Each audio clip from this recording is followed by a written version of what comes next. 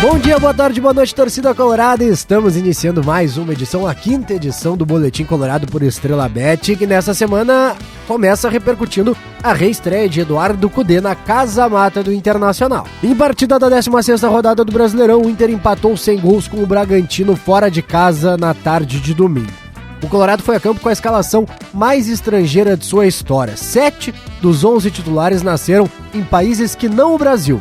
Eram 2 argentinos, Fabrício Bustos e Gabriel Mercado, 2 uruguaios, Sérgio Rocher e Carlos de Pena, um chileno, o meio-campista Charles Arangues, também o colombiano zagueiro Nico Hernandes e o atacante equatoriano Ener Valencia. Dentro de campo, entre os titulares também tinham 2 jogadores com dupla nacionalidade, o Johnny, meio-campista brasileiro e estadunidense, e o Wanderson, atacante belga e brasileiro. Além disso, a comissão técnica de Eduardo Cudê, formada por argentinos, deixava o Clube do Povo ainda mais internacional, fazendo jus, claro, ao nosso nome e também à nossa história congregadora e de máxima receptividade às mais diversas nacionalidades. Dentro de campo, o Inter criou boas chances tanto no primeiro quanto no segundo tempo. Na etapa inicial, o Colorado chegou a balançar as redes aos 15 minutos com Alan Patrick, mas o camisa 10 foi flagrado em impedimento. Ele aproveitou o rebote de chute de Wanderson, que o goleiro defendeu, e finalizou para as redes em condição irregular. Já na etapa final, a melhor chance colorada foi do equatoriano Ener Valencia,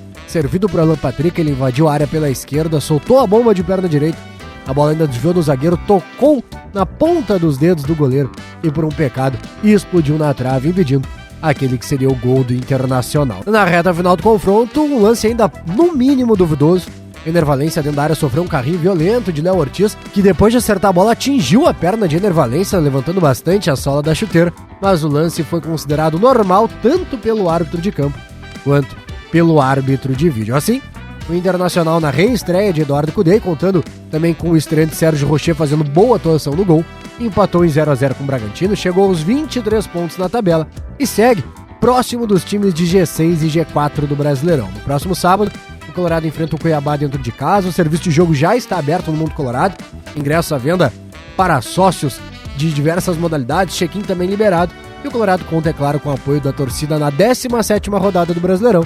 Também será a primeira partida de Cudê na volta ao Inter dentro de casa e a última partida disputada antes do jogo de ida das oitavas de final da Conmebol Libertadores. Anunciado na noite de quarta-feira, Cudê teve só 3 dias para trabalhar com o grupo antes do jogo contra o Bragantino. Agora, o argentino terá a semana inteira à disposição para preparar o time que enfrenta o Cuiabá. Exatamente a respeito da importância desse tempo de preparação, o técnico do Internacional concedeu entrevista coletiva pós-jogo, ainda no estádio Nabi Abichedid.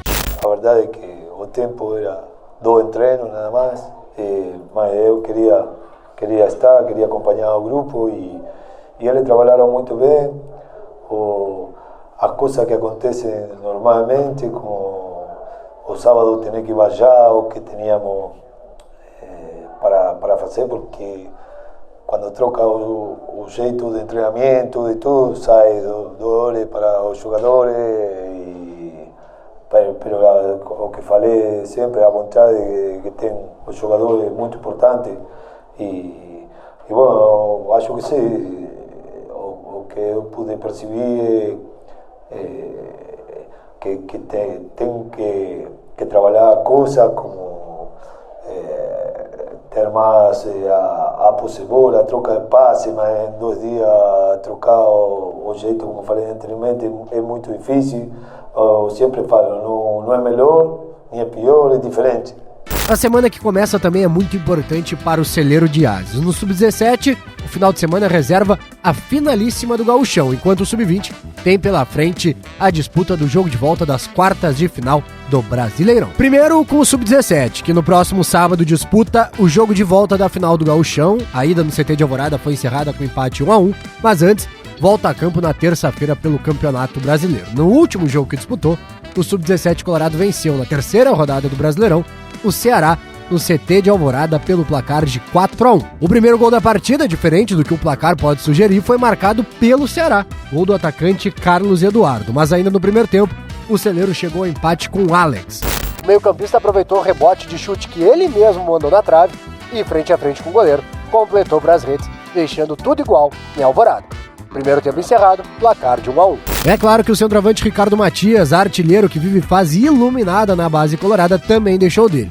A virada veio com camisa 9 aproveitando o cruzamento de Gabriel Carvalho e finalizando na pequena área de perna esquerda sem chance de defesa. 2-1, Inter em vantagem. De garçom para goleador, Gabriel Carvalho foi quem fez o terceiro cobrando pênalti. Deslocou o goleiro e partiu para o abraço com o grupo de jogadores. E quem começou a virada pro Inter foi também quem fechou a conta. Alex, o meio-campista, recebeu mais uma assistência de Gabriel Carvalho, a segunda do camisa 10 no jogo, e de perna canhota, pelo lado direito da área, bateu na saída do goleiro sem chance de defesa. 4-1, primeira vitória conquistada no Brasileirão Sub-17 e confiança renovada para a semana de duelo contra o Bragantino, nas 3 horas da tarde de terça-feira pelo Brasileiro, e depois semana de finalíssima do Gauchão na manhã de sábado. A quarta-feira é de jogo do Sub-20 contra o Santos fora de casa. Na primeira partida das quartas de final do Brasileirão, os juniores colorados foram superados no CT de Alvorada pelo placar de 2-0. No CT Rei Pelé, o técnico João Miguel conta com retornos importantes, caso do lateral esquerdo Rangel e dos meio-campistas Mateu e Felipe Rezende, para reverter o cenário desfavorável. O Brasileirão Sub-20 não conta com saldo qualificado por gols marcados fora de casa, ou seja, se o Inter vencer por 2 gols de diferença, a vaga será definida nos pênaltis. E para ficar com a vaga no tempo normal, o Colorado tem que vencer por 3 ou mais gols de diferença, o Santos fora de casa.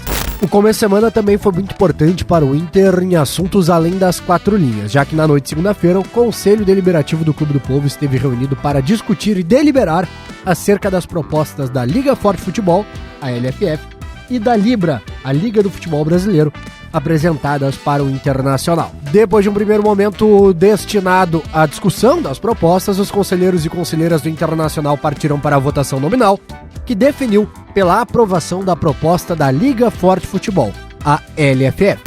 Já as gurias coloradas seguem em recesso até o final do mês de julho, mas a semana começou com uma grande notícia para o futebol feminino brasileiro. No começo da manhã de segunda-feira, para o Brasil, a seleção feminina estreou na Copa do Mundo de 2023 com vitória de 4-0 sobre o Panamá. Ari Borges, 3 vezes, e Bia Zanerato marcaram os gols da vitória, que deixa o Brasil na liderança do Grupo F. As brasileiras voltam a campo no próximo sábado, diante da França, às 7 horas da manhã de Brasília, para a segunda rodada do grupo, e o jogo daquelas que muitas entendem serem as seleções favoritas para avançar à fase eliminatória. E a goleada sobre o Panamá também teve um gosto muito especial para a torcida do Internacional, porque 2 jogadoras de passagem pelo Clube do Povo vestiram a camisa da amarelinha. A lateral direita Bruninha entrou no segundo tempo, ela que foi revelada pela base das gurias coloradas e que no Internacional venceu o Brasileirão Feminino Sub-18 de 2019 e os gauchões profissionais de 2019 e 2020. Quem também entrou no segundo tempo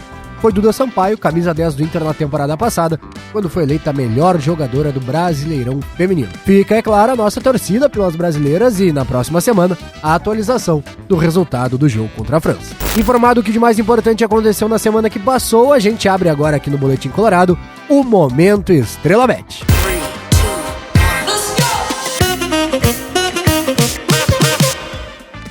A 17ª rodada reserva, além da partida do Internacional contra o Cuiabá, no sábado à tarde no Beira-Rio, outros confrontos muito interessantes, a começar pelo jogo entre Fluminense e Santos no estádio Maracanã. Visitante no final de semana, o Santos lida com a frustração da 16ª rodada, quando chegou a abrir 2 gols de vantagem sobre o time do Botafogo na Vila Belmiro, mas cedeu o empate nos minutos finais e quase sofreu a virada. Além disso, o time do Paulo Turra tem sofrido muitos gols por jogo e a equipe do Fernando Diniz é reconhecida pelo seu grande repertório ofensivo. Por isso, uma aposta na vitória do Fluminense parece um resultado interessante, embora não tenha a odd das mais altas. 1,67 é o valor na Estrela Bet, mas daqui a pouco, naquele resultado de segurança, vale a pena já começar o sábado somando um dinheirinho a mais na casa de apostas da torcida do Internacional. Também no sábado, outro time grande pressionado, ainda mais do que o Santos, vai atuar como visitante. O Vasco enfrenta o Corinthians em São Paulo. Vasco, que na estreia do técnico Ramon Dias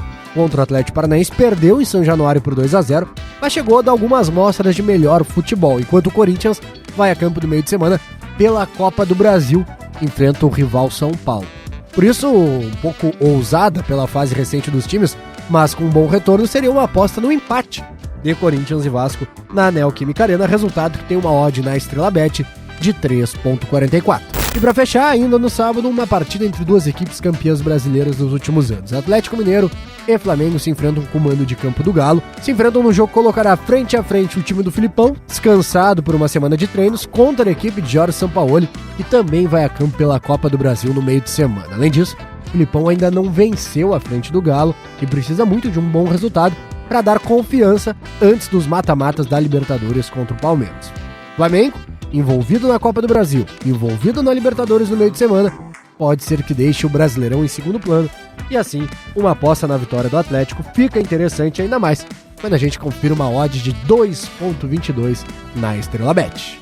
Chega ao fim mais uma edição do Boletim Colorado por Estrela Bet, a 5ª edição, repercutindo o que de mais importante passou e projetando o que de mais importante está por vir no calendário do Internacional. Na 6ª edição, a gente retorna com a repercussão da final do Gauchão Sub-17, a expectativa para o jogo entre Internacional e River Plate na Libertadores, claro, também com o balanço do duelo entre Internacional e Cuiabá pelo Campeonato Brasileiro, além de mais informações sobre a seleção feminina e também sobre o celeiro de ases na categoria Sub-20. Até lá e te espero no canal do Inter.